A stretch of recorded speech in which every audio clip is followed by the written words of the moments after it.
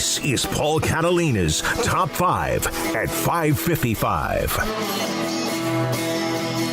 Brought to you by Champion Salon and Barber. Go to championsalonandbarber.com and book your appointment. You can get the Champion with beard sculpting. That's what I do. Go in and get all this done. I'm very handsome, but it doesn't just happen. You know, it takes a little work. I'm going to keep typing here. I'm not listening to you. Just saying. Good-looking guy. People tell me all the time.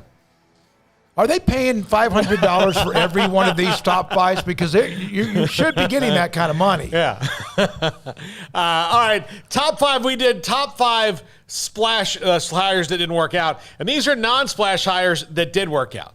So these are non-splash. These were people complained about these, or this wasn't good enough, or who was that guy? These are ones that did work out. Number 5, and I know this team is up and down, but David Cutcliffe at Duke. Duke had no football anything to talk about before David Cutcliffe, and he's gotten him into several bowl games, and this wasn't a splash, but it was a fit, and it worked, and he's been there a good long time. And yeah, they're not great, but they're not a complete doormat anymore.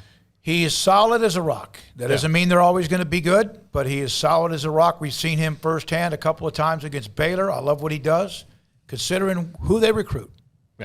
Yeah, I mean, that's not a program where you're winning much of anything. Let's be honest about it. But, I mean, no, he's been a steady hand. You don't hear about any issues really, or, not that I followed Duke football particularly closely, but I know that when Baylor played them in a couple games, the amount of respect that people like Matt Rule had for David Cutcliffe, and obviously his history with quarterbacks is well documented in his success in that area. But, yeah, I mean, he squeezes the most out of that he can. It's been a bit of struggle the last couple of years, but he gets a lot out of a program that otherwise most people wouldn't think about too much. Yeah. Number 4, Kyle Whittingham at Utah. Urban Meyer left, and Utah maybe had to think like, man, we're not, just had one of the rising stars in Urban Meyer when he left Utah. How are you going to do that again? How are you going to be consistent? Kyle Whittingham's been there ever since Urban Meyer left. See, that's hard. Urban Meyer's been there to 3 different places since Kyle Whittingham took over at Utah.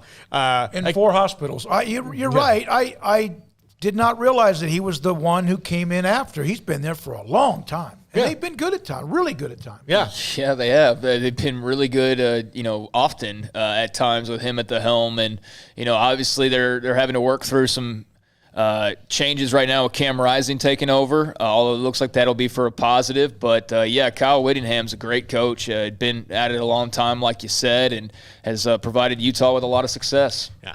Number 3, and this is going to be a homer one, but it's true because we said it here, Matt Rule at Baylor. It was completely no splash. It was the guy from Temple, and even then, most of us had to Google Temple, right?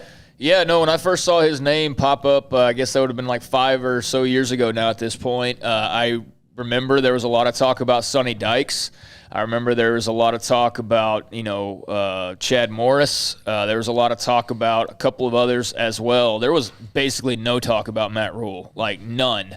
They kept that interest pretty under wraps. And then, I remember the day I was sitting in the studio and get the text or whatever that he's the new head coach, and I had to say it. I had to go, huh? Who? And, quickly realized, like, okay, I've seen a little bit, but I had no idea who he was or what he was about or anything like that. Yeah, it wasn't splashy from that standpoint. Then you heard all about him, and you're like, okay, obviously a lot of people respect the guy. He's just not widely known. But, now here he is. He's a head coach of an NFL team and, nearly won a Big 12 title. But, definitely not a splash hire. Yeah. Number 2, and I debated on who to put on this in number 2 because number 1 was always going to be the guy I had it. And Tony Altimore called out that I maybe should have mentioned Pete Carroll. But I don't know how off the radar non-splash. He was a 2-time NFL head coach. But number 2, Jim Harbaugh at Stanford. Not at Michigan. He was a splash hire at Michigan for sure. But Jim Harbaugh at Stanford. He was coming from San Diego. Not San Diego State, San Diego. He was at the FCS level, came up to Stanford, and turned Stanford into a perennial power in the Pac-12 or Pac whatever it was. I guess maybe Pac-10 then. But then he parlayed the NFL, and then, of course, now to Michigan. But at the time, Jim Harbaugh, I remember when he got hired at Stanford, I was like, oh, the guy was the quarterback for a while. Oh, good for him. That's neat. Yeah, and he did really well there. I mean, it did set him up for the NFL. It set him up, you thought, to have success at Michigan. Hasn't worked out well. I mean, just hasn't. But Yeah, at Stanford, that was a hell of a nice hire.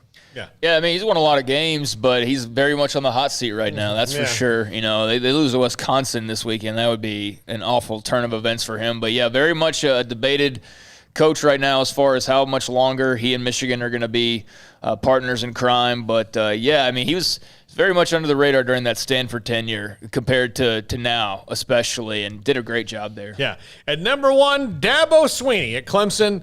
Dabo was the wide receivers coach. He was the interim coach when they fired Tommy Bowden. And the Clemson faithful were like, well, no, I mean, this guy's just the wide receivers coach. What are you doing? Why don't you go get somebody? No, interim coaches are supposed to be there for the rest of the year, and that's it. That he did what he was supposed to do. Yeah. Move on from Dabo. And now I think anybody who nobody in Clemson, South Carolina is going to admit that they said that. They're like, oh, we always knew that the wide receivers coach was the guy. He was the one who was going to bring us back to national prominence and make us one of the scariest programs to play in the entire country. Nope, nobody knew it. Dabo Sweeney was completely not a splash hire, and he has improved that program in so many ways. You can't even put words to it because they were and also ran in the ACC. RG3, part of that deal today with him in the media session is that he called their offense archaic. And not that they don't get that. It's just that he said some of the things they were doing. Bruce Feldman asked him about it. I remember Sweeney, because I think Nebraska played them in a bowl game and beat Clemson. I didn't expect him to. Back then, they could win every once in a while. And I think Sweeney might have been the interim coach.